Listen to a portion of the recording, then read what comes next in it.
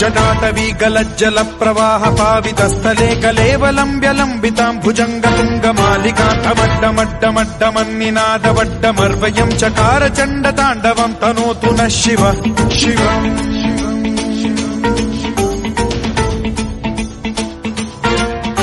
जटाकटाह सम्भ्रम भ्रम निलिम्ब निर्झरी विलोल वीचि वल्लरी विराजमान मूर्धनि धगद्धगद्धगज्ज्वलल्ललाट पट्ट पावके किशोर चन्द्रशेखरे रतिः प्रतिक्षणम् मम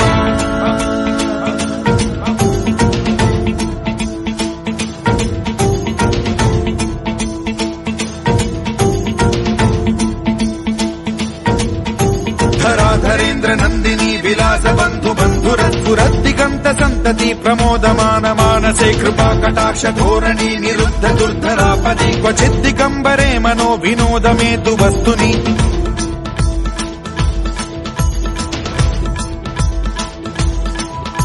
जटाभुजंग पिंगल स्फुरत् प्रणामणि प्रभा कदम्ब कुङ्कुमद्रव प्रलिप्त दिग्वधूमुखे मदान्द सिन्धुर स्फुरत्वगुत्तरीय मेधुरे मनो विनोदमद्भुतं बिभर्तु भूत भर्तरि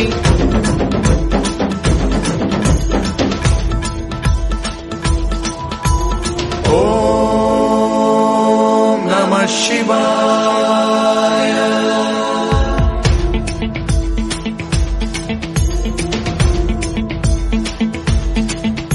सदा शिवं भजाम्यहं सदा शिवं भजाम्यहम्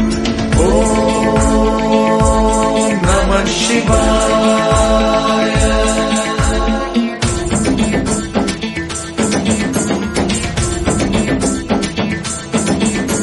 सहस्रलोचन प्रभृत्य शेषलेख शेखर प्रसून धूलि धोरणी विधूसराघ्रिपीठ भुजंगराजमालया निबद्ध जाट जूटक श्रियै चिराय जायतां चकोर बन्धुशेखरः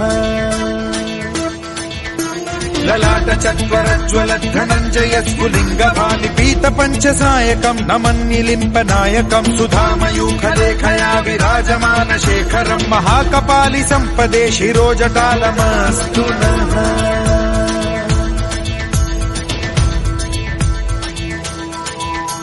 कराल भाल पट्टिका धगद्धगद्धगज्ज्वल धनञ्जयाहुतीकृत प्रचण्ड पञ्चसायके धराधरेन्द्र नन्दिनी कुचाग्र चित्रपत्रक प्रकल्पनैक शिल्पिनी त्रिलोचने रतिर्मम नवीन मेघमण्डली निरुद्ध दुर्धर स्फुर कुहूनि शीथिनी तमः प्रबन्ध बद्ध कन्धरः निलिम्प निर्झरीधरस्तनोतु कृत्ति सिन्धुरः कलानिधान बन्धुरः श्रियं जगद्धुरन्धरः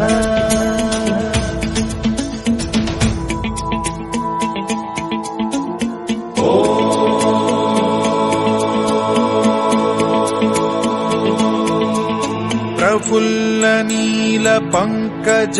प्रपंच कालिम प्रभावलंबि कंठ कंदली रुचि प्रबद्ध कंधरं स्मरच्छिदं पुरच्छिदं भवच्छिदं मखच्छिदं गजच्छिदान्धकच्छिदं तमन्तकच्छिदं भजे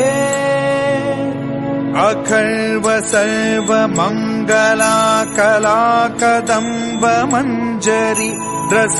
प्रवाह माधुरी विजृंभणा मधुव्रतं स्मरान्तकं पुरान्तकं भवान्तकं मखान्तकं गजान्तकान्धकान्तकं तमन्तकान्तकं भजे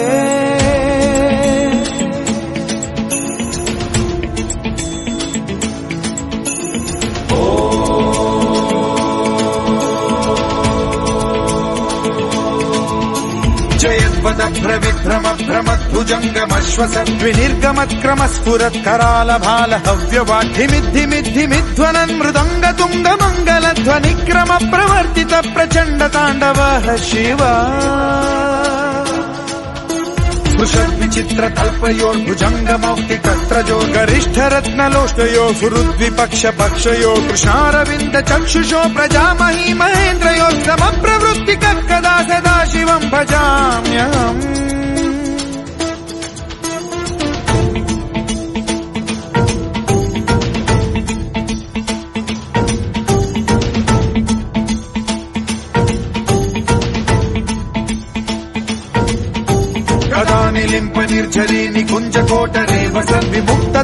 पतिः सदा शिरस्थमञ्जलिम् वहन् विमुक्तलोललोचनो ललामभाललग्नकः शिवेति मन्त्रमुच्चरन् कदा सुखी भवाम्यहम्